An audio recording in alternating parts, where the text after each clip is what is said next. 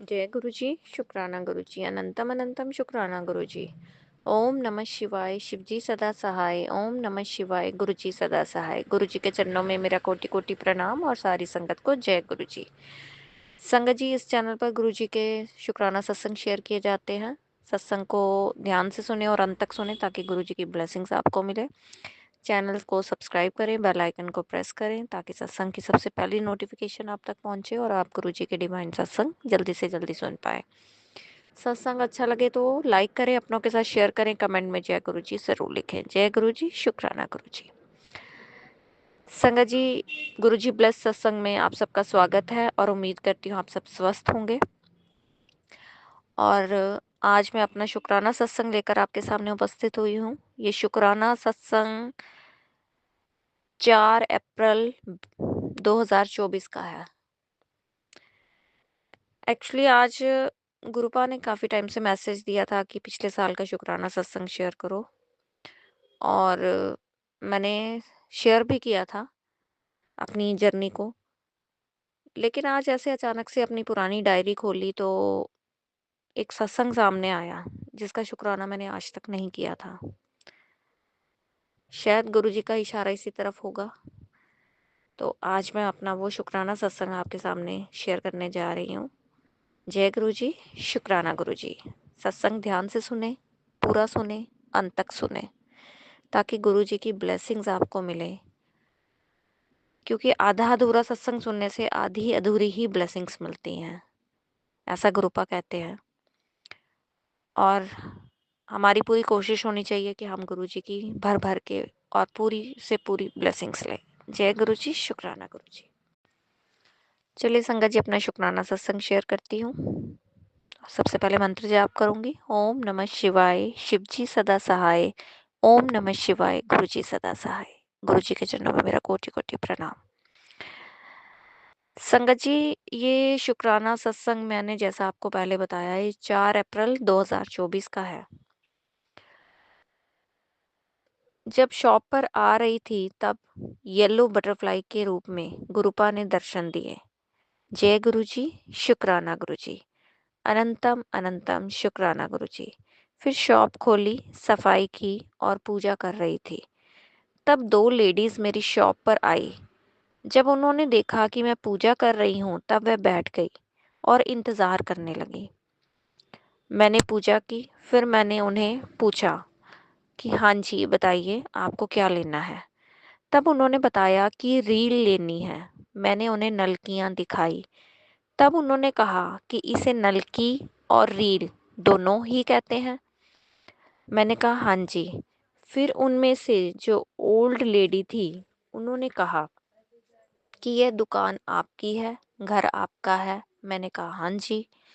फिर उन्होंने कहा कि घर वाला क्या करता है। तब मैंने कहा कि काम करते हैं। तब उन्होंने कहा कि क्या काम करते हैं। मैंने कहा कि क्यों, आपने क्या करना है। तब वह चुप हो गई। मैंने भी हंस के बात टाल दी। और दूसरी लेडी जो मेरी ही उम्र की थी, उसने चंदन तिलक लगाया हुआ था, और उसका चंदन तिलक भी जैसे गुरुपा के माथे पे होता है, टेढ़ा मेढ़ा लंबा सा, ना उस तरह का चंदन तिलक था। और ब्रेसलेट ईविलाई का येलो मोतियों वाला पहना हुआ था। फिर उन्होंने सामान लिया। मैंने भी गुरुपा का ब्रेसलेट स्वरूप पहना हुआ था, और मैं मन ही मन सोच रही थी कि यह भी गुरुजी की संगत होगी।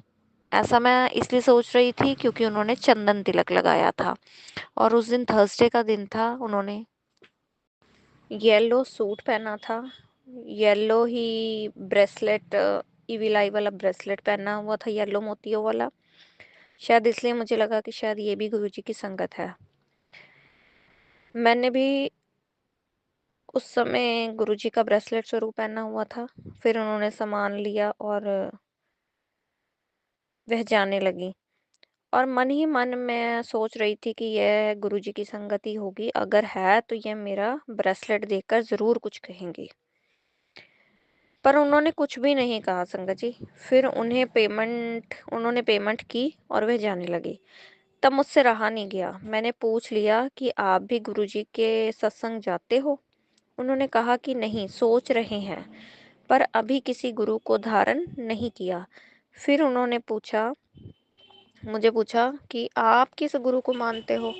तब मैंने उन्हें गुरुपा का ब्रेसलेट स्वरूप दिखाया और कहा कि इन्हें एक बार इनका सत्संग अटेंड करके देखो, आपको बहुत अच्छा लगेगा, ऐसा मैंने कहा उनको। फिर उन्होंने कहा कि इनका सत्संग कहाँ होता है? मैंने कहा कि होते रहते हैं, कभी किसी के घर पर।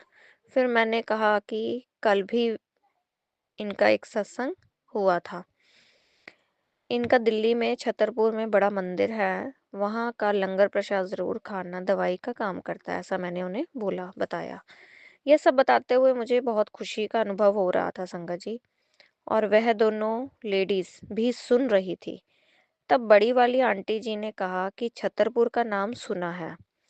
फिर छोटी वाली भी सब कुछ सुनते हुए स्माइल कर रही थी, और उन्होंने बताया कि मेरे पास भी इनकी फोटो है। तब मैंने कहा कि फोटो नहीं, स्वरूप कहते हैं। फिर मैंने कहा कि आप इनसे एक बार अरदास करके देखो, आपकी ज़रूर सुनेंगे। साथ ही साथ उन्होंने कहा कि यह तो पंजाबी गुरु हैं। फिर उन्होंने कहा कि मैंने पर्स में फोटो रखी है। हाँ, मैंने कभी अरदास नहीं की। तब मैंने कहा कि एक बार ज़रूर अरदास करना। बस इतना कहते वह स्माइल करके चले गए। तब बाद में मुझे पता नहीं क्यों ऐसा एहसास हुआ कि उनके रूप में मेरे गुरुपा आए थे। फिर मैंने गुरुपा का शुक्राना किया।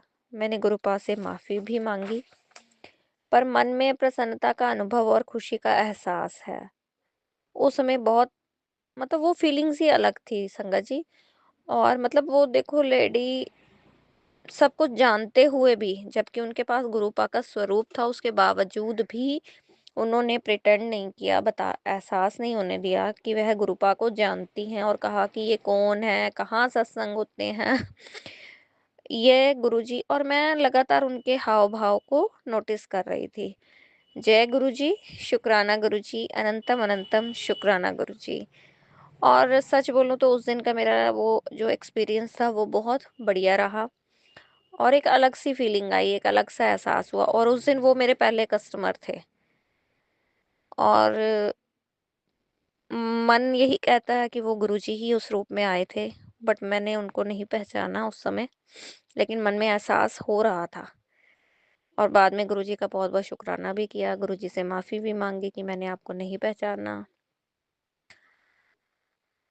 पता नहीं क्यों उनको देख के, मतलब वो संगत बिल्कुल अलग किस्म की थी, और मैंने उनको उससे पहले कभी देखा नहीं था यहाँ पर। वो बिल्कुल नई लेडी थी। संगत की बात कर रही हूँ, बिल्कुल नई नए लोग थे मेरे लिए, अजनबी लोग थे। मतलब उनको मैंने आज तक पहले कभी भी इस एरिया में नहीं देखा अपने घर के आसपास। और उसके बाद फिर कुछ दिनों के बाद उनमें से जो छोटी वाली लेडी थी, छोटी एज की, वो फिर मेरी शॉप पर एक बार आई थी। बस उसके बाद आज तक फिर से मैंने उनको आज तक नहीं देखा। ये 2024 अप्रैल का सत्संग है, तो देखो 1 साल होने वाला है इस बात को भी। और इस दौरान ना मैंने पहले कभी, इतने सालों में कभी उन लोगों को देखा, और ना ही अब देखा बाद में। तो आप खुद ही सोचिए संगत जी कि क्या वो गुरुपा उस रूप में आए थे।